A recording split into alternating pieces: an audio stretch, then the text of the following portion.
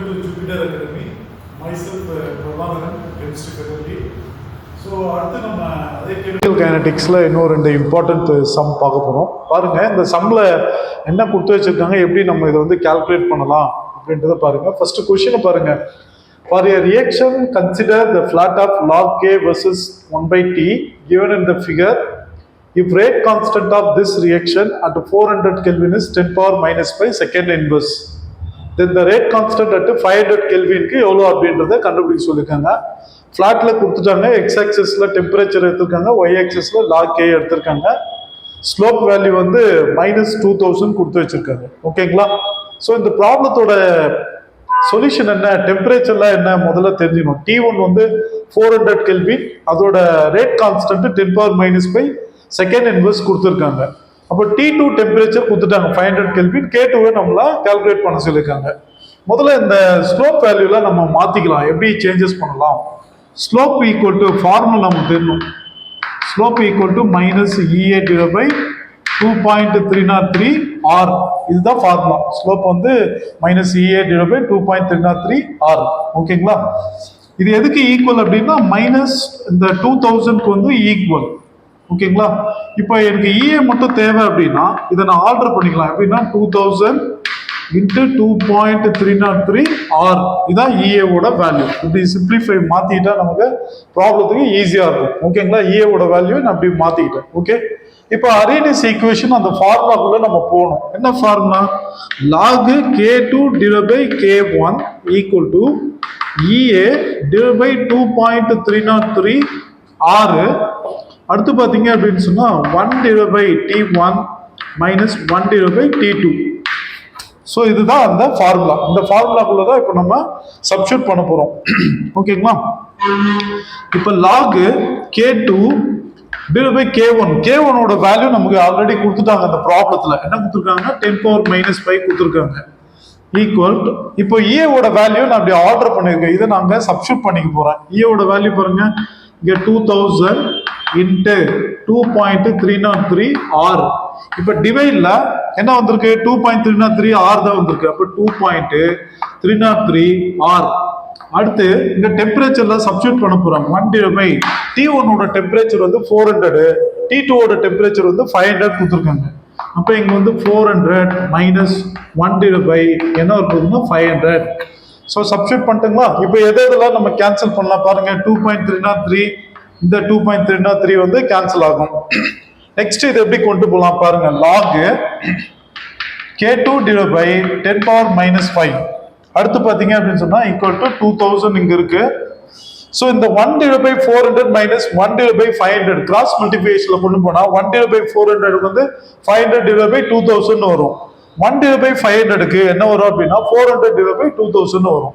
So இதை நம்ம வந்து இப்படி எடுத்துக்கலாம். Into 1 divided by 2000. ஓகேங்களா?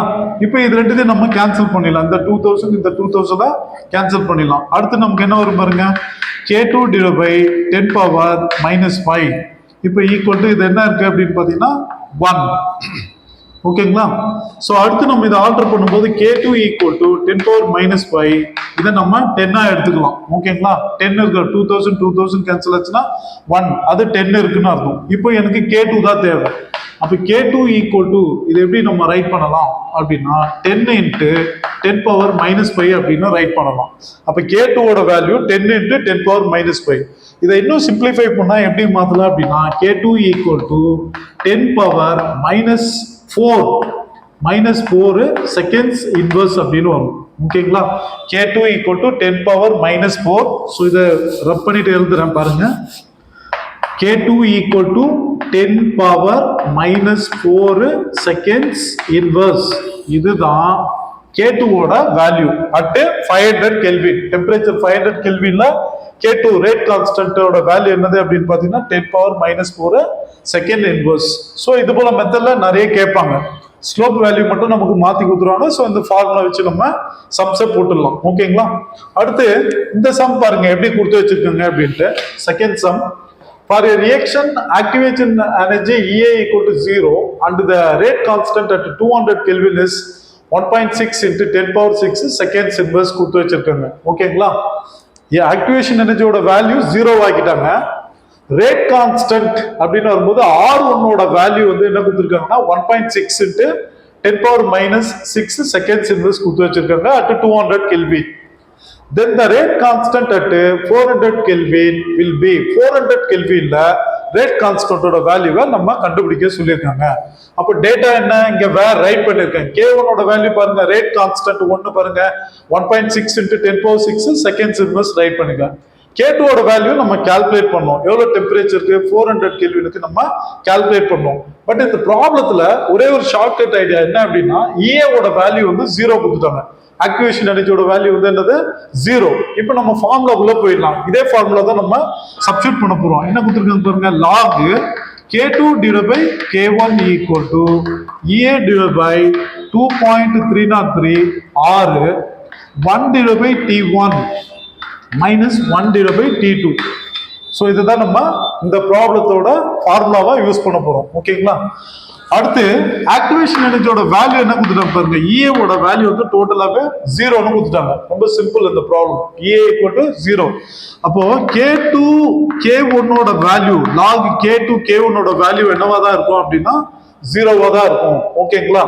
அப்போ இப்படி எடுத்துக்கலாம். நம்ம எப்படி எடுத்துக்கலாம், K2 equal to K1 K2 divided by K1 equal to 1 அப்படின்னு எடுத்துக்கலாம். அப்போ தட் இஸ் ஸோ ஃபைனலி என்ன வருது அப்படின்னா K2 equal to K1 அப்படின்னு இதை எடுத்துக்கலாம் நம்ம. ஓகேங்களா? அப்போ K1ஓட வேல்யூ நமக்கு என்ன கொடுத்துருந்தாங்க, இங்க 1.6 இன்ட்டு 10 பவர் 6 செகண்ட்ஸ் இன்வெர்ஸ்னு கொடுத்துருந்தாங்க. ஆனா இங்க நமக்கு என்ன கிடைச்சிருக்கு, K2 equal to K1. அப்ப K1ஓட வேல்யூ எதுக்கு ஈக்குவல் அப்படின்றாங்க, K2க்கு ஈக்குவல் அப்படின்றாங்க. ஸோ அப்போ நம்ம ரைட் பண்ணிடலாம். அப்போ K2 equal to 1.6 into 10 power 6 seconds inverse. இதுதான் K2ஓட ஆன்சர். பாத்தீங்களா, ப்ராப்ளம் எப்படி கேட்டிருக்காங்க அப்படின்னு, reaction activation energy EA equal to 0 கொடுத்துட்டாங்க. ரேட் கான்ஸ்டன்ட் R1ஓட வேல்யூ ரேட் கான்ஸ்டன்ட் இங்க கொடுத்து வச்சிருக்காங்க 1.6 10 பவர் 6 செகண்ட்ஸ் இன்வெர்ஸ் கொடுத்துட்டாங்க. At rate constant at 400 kelvin 400 கெல்வின்ல எவ்வளவு நம்ம கண்டுபிடிக்க சொல்லியிருக்காங்க. ஸோ இந்த ப்ராப்ளத்தோட ஃபார்முலா இதுதான். இந்த ஃபார்முலால EAவோட வேல்யூ 0 ஆகிட்டா log K2 K1 என்ன ஆயிடும், 0வா மாறிடும். அப்ப K2 divided by K1 equal to 1ன்னு அர்த்தம். இங்க K2 equal to K1 இதை நம்ம சேஞ்ச் பண்ணிக்கலாம். அப்ப K1ஓட வேல்யூ தான் K2, K2ஓட வேல்யூ தான் K1 அப்படின்னு சொல்றாங்க. ஓகேங்களா? இந்த மாடல்லையும் நிறைய ப்ராப்ளம் கேட்டிருக்காங்க. இந்த ஸ்லோப்ல வரக்கூடிய மெத்தடு நிறைய கேட்டிருக்காங்க. ஸ்லோப் வரும்போது இந்த ஃபார்முலாவை நல்லா ஞாபகம் வச்சுங்க. Slope equal to minus EA divide by 2.303 R.